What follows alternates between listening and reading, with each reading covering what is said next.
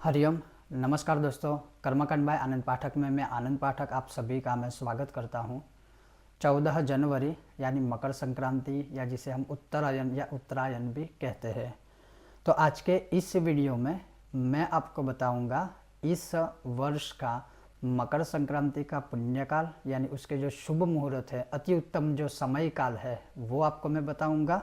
और साथ ही साथ इस मकर संक्रांति में क्या करना चाहिए और किस देव या देवी या देवता की उपासना करनी चाहिए, या फिर जो शास्त्रों के अनुसार उस दिन का यानी कि मकर संक्रांति के दिन जो करने योग्य हमारे शास्त्रों में कुछ बताया हुआ है, उपाय बताए हुए हैं, वो आज मैं आपको सुनाऊंगा। किंतु वीडियो की शुरुआत से पहले आप सबसे मैं कहना चाहूँगा कि अगर आपको हमारा यह वीडियो पसंद आता है देखने के बाद तो वीडियो को लाइक करें, ज़्यादा से ज़्यादा शेयर करें। और अभी तक अगर आपने हमारे चैनल को सब्सक्राइब नहीं किया है तो कृपया हमारे चैनल को सब्सक्राइब करें। साथ ही साथ आप हमें फेसबुक पर और इंस्टाग्राम पर भी फॉलो कर सकते हो। और साथ ही साथ आप सभी को मकर संक्रांति की ढेरों सारी शुभकामनाएं। तो सर्वप्रथम जो पुण्यकाल है, इस वर्ष का जो पुण्यकाल है वो मैं आपको बता दूं, पुण्यकाल और महापुण्यकाल। तो इस वर्ष 14 जनवरी बृहस्पतिवार को उत्तरायण यानी मकर संक्रांति है। और इस दिन का, इस वर्ष जो मकर संक्रांति का पुण्यकाल का समय है वो है 8:03 से शुरू होकर 12:37 दोपहर तक है। ये है पुण्यकाल। उसके बाद जो महापुण्यकाल का जो समय है वो है सुबह 8:03 से लेके 8:27 तक है। ये जो उसका जो ड्यूरेशन है महापुण्यकाल का वो करीब करीब 24 मिनट तक का है। अब ये क्या होता है, तो ये जो मैंने आपको पुण्यकाल और महापुण्यकाल का जो समय बताया है, उस काल में अगर आप दान करते हो, नित्य जप करते हो, नित्य संध्या वंदन आदि करते हो, तो वो उस समय में करने से महापुण्य की प्राप्ति होती है, पुण्य की प्राप्ति होती है। और वो भी ऐसा पुण्य प्राप्त होता है जिसका कभी क्षय नहीं होता, अर्थात अक्षय पुण्य की प्राप्ति होती है। जैसे इसी समय में आप दान कर सकते हो, इसी समय में आप अपने इष्ट देवता या कुल देवता के जप कर सकते हो, इसी समय में आप तप कर सकते हो, इत्यादि इत्यादि बहुत सारी जो शुभ चीज़ें हैं वो इस समय में कर सकते हो। जैसे गाय को ग्रास खिला सकते हो, या गाय को अन्न खिला सकते हो, या किसी गरीब को अन्नदान कर सकते हो, या किसी ब्राह्मण को कुछ ना कुछ दान कर सकते हो, जैसे वस्त्र दान होता है या कुछ भी, या किसी जरूरियातमंद इंसान को या मनुष्य को आप यह सब चीज़ें दान कर सकते हो। तो ये सारी चीज़ें हैं वो आप पुण्यकाल या महापुण्यकाल में कर सकते। लेकिन मैं आपको एडवाइस यही दूंगा कि जो महापुण्यकाल का जो 24 मिनट का मैंने आपको समय बताया है, उस महापुण्यकाल में आप कंटिन्यू अपने इष्ट देवता के मंत्र जाप कर सकते हो। जैसे आप अगर भगवान विष्णु के उपासक हो या भगवान राम के उपासक हो तो उनका जो मूल मंत्र होता है, जैसे ओम नमो भगवते वासुदेवाय, राम रामाय नमः। अगर आप गणेश के उपासक हो तो ओम गंग गणपतये नमः। अगर आप माँ भगवती दुर्गा के उपासक हो तो ऐं ह्रीं क्लीं चामुंडाय विचे दुम दुर्गायै नमः। ऐसे अगर आप शिव के उपासक हो तो ओम नमः शिवाय। अगर आप मंत्र जाप करना चाहो तो कंटिन्यू 24 मिनट तक आप मंत्र जाप कर सकते हो। इसके अलावा आप चाहो तो जैसे गणेश अथर्व शीर्षम है, श्री संकटनाशन स्तोत्र है, या किसी भी स्तोत्र का कंटिन्यूस आप पाठ कर सकते हो। शुरुआत करनी है महापुण्यकाल से। उसके बाद जैसे पुण्यकाल तो दोपहर तक है जो मैंने आपको समय बताया उसके मुताबिक, तो उस समय में भी आप कंटिन्यूस मंत्र जाप आदि कर सकते हो, या अपने घर में आप चाहो तो श्री सत्यनारायण का व्रत अनुष्ठान भी कर सकते हो या करवा सकते हो, व्रत कथा करवा सकते हो। ये बात रही कुछ आवश्यक विषयों की। अब मैं आपको हमारे शास्त्रों के अनुसार, जैसे धर्म सिंधु है, जैसे निर्णय सिंधु है, मुहूर्त चिंतामणि है, मुहूर्त मार्तंडेय है, ये जो है, और कुछ कुछ अन्य पुराणों में जो उसका महत्व बताया है वो भी आपको मैं बता दूं। तो जैसे हमारे शास्त्रों में कहा है, जैसे मकर संक्रांति के दिन स्नान, दान और जप, ये तीन का बहुत महत्व है। सबसे पहले हमारे शास्त्र कहते हैं कि संक्रांति के दिन अवश्य स्नान करना ही चाहिए, हो सके तो वो भी ब्रह्म मुहूर्त में। अगर उस दिन कोई मनुष्य स्नान नहीं करता है तो वो 7 जन्म पर्यंत तक वह रोगी और निर्धन रहता है, ये हमारे शास्त्र कहते हैं। हो सके अगर तीर्थ स्नान कर सकते हो तो वो सर्वोत्तम है, लेकिन अगर तीर्थ स्नान नहीं भी कर सकते हो तो कम से कम ब्रह्म मुहूर्त में अपने घर में ही गंगा आदि सर्व तीर्थों का स्मरण करके स्नान करना चाहिए। उसके बाद लिखा है कि अगर अपने पितरों को प्रसन्न करना है तो उस दिन श्राद्ध भी आप अपने पितरों के लिए कर सकते हो, और वो भी लिखा है पिंड रहित, यानी सिर्फ अपने पितरों के लिए तर्पण चाहो तो आप कर सकते हो। पितरों का तर्पण करने से पितर प्रसन्न होते हैं, या फिर जैसे मैंने एक वीडियो बनाया था पितृ स्तोत्रम का, उस स्तोत्र के यथाशक्ति आप 1, 3, 5, 7, 9, 11 या 12 पाठ भी कर सकते हो। उसके पश्चात इस दिन यानी संक्रांति के दिन जैसे मैंने बताया कि किसी गरीब को आप चाहो तो वस्त्रदान, अन्नदान या मंदिर में दीपदान कर सकते हो। अगर आप चाहो तो किसी ब्राह्मण को, जो विद्वान ब्राह्मण है या फिर कोई जरूरियातमंद ब्राह्मण या कोई गरीब है, उन्हें भी आप वस्त्रदान या अन्नदान या जैसे कंबल का दान या कुछ भी आप अपनी यथाशक्ति के अनुसार दान कर सकते हो। ऐसा नहीं है कि हमारी खुद की ही परिस्थिति अच्छी ना हो और फिर हम दान करें। आपकी जैसी शक्ति है वैसी भक्ति करनी चाहिए, यथाशक्ति आप दान कर सकते हो। और लिखा है कि आप जो कुछ भी दान करते हो वो भगवान सूर्य आपको हर जन्म में जो आपने दान किया है उससे 10 गुना वो आपको वापस देते हैं। भगवान सूर्य बहुत प्रसन्न होते हैं। मकर संक्रांति वैसे भी भगवान सूर्य का ही एक प्रकार से पर्व माना जाता है, तो भगवान सूर्य उस दिन बहुत प्रसन्न होते हैं। और आपने जिस उद्देश्य से, मान लीजिए आपने अगर पितरों के लिए दान किया है तो पितर भी प्रसन्न होते हैं। देवी देवताओं को अनुद्देश्य में रख के अगर आपने दान किया है तो देवी देवता भी बहुत प्रसन्न होते हैं। फिर लिखा है कि तिल का, सफ़ेद तिल का दान करने से अक्षय लक्ष्मी की प्राप्ति होती है। तो उस दिन आप सफ़ेद कलर के जो तिल आते हैं उसका भी आप दान कर सकते हो किसी मंदिर में या किसी ब्राह्मण को।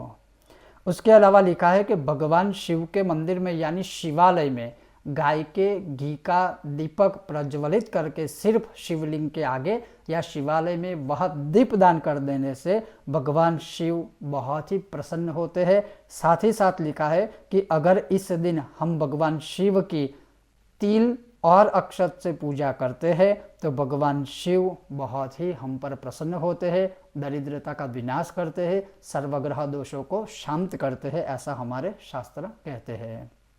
उस दिन जैसे हम सबको पता है कि उस दिन हम तिल की कुछ ना कुछ जैसे मिठाई भी बना के खाते हैं, तिल के लड्डू भी हम खाते हैं। तो वो एक परंपरा के अनुसार तो है, लेकिन वह चीज़ शास्त्रों में भी लिखी है। और जैसे धर्म सिंधु के द्वितीय परिच्छेद में लिखा है कि उस दिन यानी मकर संक्रांति के दिन अगर स्नान करते समय हम तिल मर्दन शरीर के ऊपर करके फिर स्नान करते हैं, या उस दिन हम तिल की कुछ भी बनी हुई चीज़ें खाते हैं तो भगवान प्रसन्न होते हैं। भगवान हरि और हर दोनों प्रसन्न होते हैं और साथ ही साथ हमारी सभी कामना वह पूर्ण करते हैं। तो उस दिन तिल मर्दन करके या तिल के तिल का मर्दन करके फिर स्नान करना चाहिए, ऐसा हमारे शास्त्र कहते हैं। और जितना हो सके मकर संक्रांति के दिन तिल से बनी हुई चीज़ों का सेवन करना चाहिए, भक्षण करना चाहिए। पश्चात लिखा है कि मकर संक्रांति के दिन श्वेत यानी सफ़ेद तिल को जल में मिश्रित करके या फिर उसके सहित सफ़ेद और कृष्ण यानी श्वेत और कृष्ण, सफ़ेद और काले दोनों तिल को मिश्रित करके पितरों को उद्देश्य में रखकर अगर किसी विद्वान ब्राह्मण के द्वारा अपने पितरों के लिए अगर तर्पण किया जाता है या करवाया जाता है तो सभी पितर तो प्रसन्न होते ही हैं, साथ में साथ भगवान श्री विष्णु और भगवान महादेव भी बहुत प्रसन्न होते हैं। फिर एक सर्वोत्तम इसमें उपाय लिखा हुआ है कि अगर मकर संक्रांति के दिन भगवान शिव के ऊपर घृत यानी घी से अगर अभिषेक किया जाता है तो महान फल, महाफल की प्राप्ति होती है। इसमें कभी भी संदेह या शंका नहीं करनी चाहिए, ये हमारे शास्त्रों का कथन है। उसके पश्चात अन्य एक दान बताया है कि जैसे तांबे के कलश में, वैसे तो यहाँ सुवर्ण लिखा है लेकिन शायद वह संभव नहीं है, तो उसके अलावा तांबे के कलश में सफ़ेद तिल को पूरित करके यानी तांबे के कलश में सफ़ेद तिल रखकर वह कलश सहित अगर तिल का दान किया जाए तो भगवान शिव, भगवान विष्णु, भगवान कृष्ण कुल देवी, कुल देवता, सभी देवी और देवता प्रसन्न होते हैं और मनुष्य की सभी कामना वह पूर्ण करते हैं। तो इस प्रकार से यह कुछ शास्त्रोक्त उपाय थे। अब मैं आपको बताता हूँ, जैसे सामान्य उपाय, अगर आप चाहो तो किसी भी समय मकर संक्रांति में किसी भी समय, लेकिन जैसे मैंने सर्वोत्तम समय आपको पुण्यकाल का बताया है, तो उस समय अगर आप चाहो तो किसी विद्वान ब्राह्मण के द्वारा या अपने आप स्वयं अगर आपको आती है तो श्री सत्यनारायण व्रत कथा का अनुष्ठान या श्री सत्यनारायण व्रत कथा करनी चाहिए या करवानी चाहिए।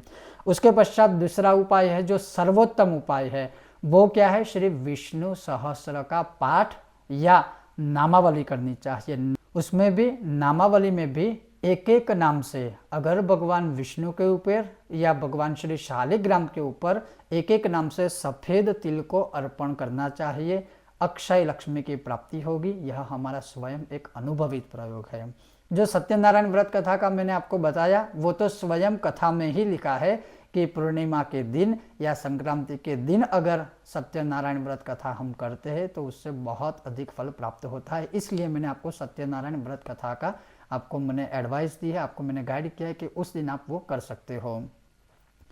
उसके पश्चात जैसे मैंने बताया कि विष्णु सहस्त्र का पाठ या विष्णु सहस्त्र नामावली से आप भगवान शालिग्राम या विष्णु के ऊपर तिल अर्पण कर सकते हो।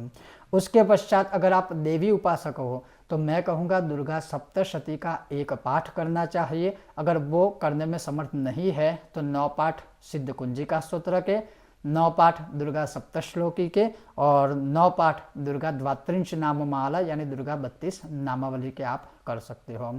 आप चाहो तो उस दिन 9 पाठ श्री राम रक्षा स्तोत्र के कर सकते हो। उसके अलावा अगर आप चाहो तो अष्टाध्यायी रुद्री के द्वारा गाय के घी से आप अभिषेक भगवान शिव के ऊपर कर सकते हो, या फिर अर्जुन कृत जो रुद्रा अभिषेक है जिसका वीडियो हमने बहुत समय पहले बनाया था, उसके 11 पाठ करके भी आप गाय का घी का अभिषेक शिव जी के ऊपर कर सकते हो। या अगर आप स्वयं ही भगवान शिव के किसी भी स्तोत्र या मंत्र का आप मंत्र जाप या स्तोत्र पाठ कर सकते हो। तो जैसे आपके कोई इष्ट देवता है, कुल देवता है, उस हिसाब से आप उस मंत्र या स्तोत्र का पाठ कर सकते हो। अगर आप किसी विशेष कामना के लिए कोई मंत्र स्तोत्र करना चाहते हो तो मैं आपको कहूँगा कि जैसे मान लीजिए अगर आप संतान प्राप्ति के लिए अगर कोई पाठ या पूजा पाठ या मंत्र स्तोत्र करवाना चाहते हो तो उस दिन भगवान शिव की पूजा करवा के या करके, या फिर आप चाहो तो गणेश संतान प्राप्ति के स्तोत्र कर सकते हो, गोपाल सहस्त्र पाठ के आप स्तोत्र कर सकते हो, गोपाल संतान प्राप्ति मंत्र का आप जप कर सकते हो। वैसे ही जो भी संतान प्राप्ति के विषय में जितने भी मंत्र या स्तोत्र है आपको जिसमें भी श्रद्धा है वो आप कर सकते हो। अगर आप शत्रुओं से पीड़ित हो तो जैसे अभया अपराजिता स्तोत्र कर सकते हो, बगलामुखी माला मंत्र कर सकते हो, बगला प्रत्यंगिरा स्तोत्र कर सकते हो। तो वैसे जितने भी स्तोत्र बताए वो कर सकते हो। या सभी कामना के लिए मैं आपको कहूँगा कि भृगु संहिता में जो सर्वारिष्ट निवारण स्तोत्र है उसके 40 पाठ बताए हुए हैं, तो आप इस दिन मकर संक्रांति के समय में यह पाठ करके आपकी मनोकामना पूर्ण कर सकते हो। अगर कोई कामना नहीं है, निष्काम भाव से करना है, तो आप अपने इष्ट देवता या इष्ट देवी या कुल देवता या कुल देवी की अपने तरीके से भाव अनुसार आप उपासना साधना आदि कर सकते हो। इस दिन कोई नियमों का पालन करने की आवश्यकता नहीं है। जैसे आपको सिर्फ एक बात याद रखनी है, जो भी मंत्र स्तोत्र पाठ करते हो उसके लिए केवल भगवान के आके गाय के घी का दीपक प्रज्वलित अवश्य करना ही है, और वो करके जैसे मैंने आपको बताया आप वो मंत्र स्तोत्र जप या पाठ आदि कर सकते हो। तो ये था आज का हमारा यह विषय और वीडियो। अगर आपको यह विषय वीडियो पसंद आया है तो बिना भूले वीडियो को लाइक करें, ज़्यादा से ज़्यादा शेयर करें और हमारी चैनल को सब्सक्राइब अवश्य करिए। आप सबका बहुत बहुत धन्यवाद। जय श्री कृष्ण।